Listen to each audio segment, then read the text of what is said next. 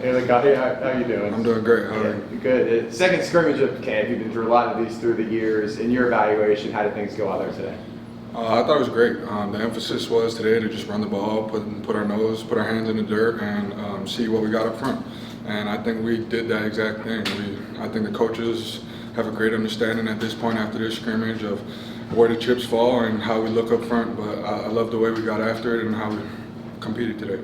Look, you obviously have a lot of depth at the offensive line. You've been able to rotate a lot of guys in, 1, 2s, and 3s. How has that helped you out during this camp? Maybe kind of help preserve your body a little bit as you go through it. The best part about doing something like that is that you get to experience different players playing with different guys. So when you're rotating and playing with a new center every drive, or a new tackle in another drive, then you learn how to play with your guys. You learn how to find that unit mentality, and whether no matter who it is at center, no matter who it is at tackle, I know who's going to have my back. So. Lokahi, Coach had mentioned one of the position groups that increased most in depth was you guys up front there on the offense, on the O-line. What about this group would you say is better or different compared to last year? The biggest thing is that we have a lot of veterans on this group. Veterans from other schools and veterans that were returning, and that's a big key to being successful in the Big 12. There's going to be a lot of big guys up front, new competition, so I feel like we're ready for it. And this group, I mean, it's special because all the new transfers, all the new freshmen, it seems like they've been here for years, and there's nothing you can take from them. Break down this battle at center for us. How are these guys different from each other? Man, all of them great players.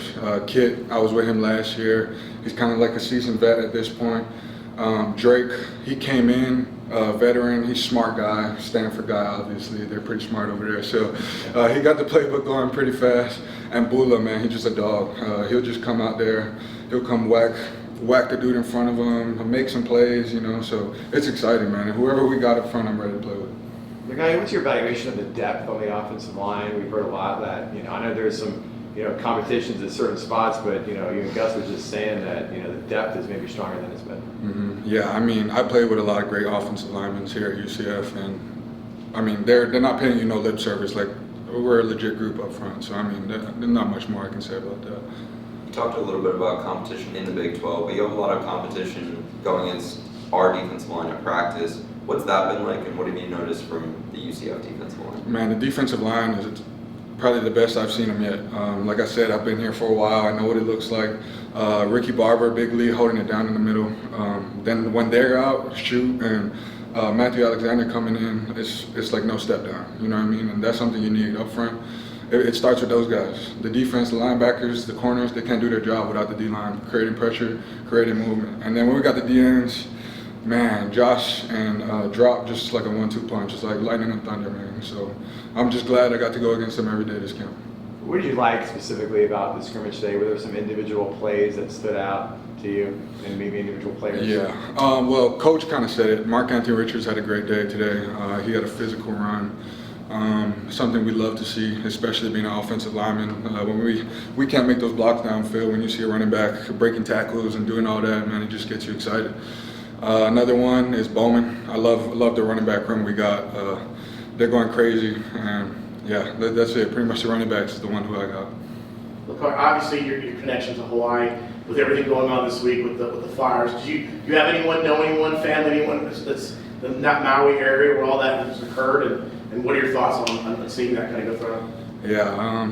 My initial thoughts when I first saw the whole thing going around, it's just a really sad day for the Hawaiian Islands, sad day for the country. It's a tourist destination, a spot where everyone loves to visit, and I donated it back to help out Maui's community. I took some of my money and donated it back to them, and I just feel like in Hawaii, we're all a family. Ohana's a real thing, so even though I'm from Oahu, I don't have any immediate family over there in Maui. You're connected somehow, so prayers out to them. I've been praying for them every day, reaching out to who I can reach out to. And I appreciate everyone who's been reaching out to me. It means a lot. If there's anything I can say, if you guys have it, and if you visited Hawaii before, don't be afraid to donate. Don't be afraid to help out, especially in this trying time. Okay, I know it's always kind of a tough question after a response like that, but the offense. What are your expectations? what makes you excited about you guys offensively? What do you think you're going to be able to do this year?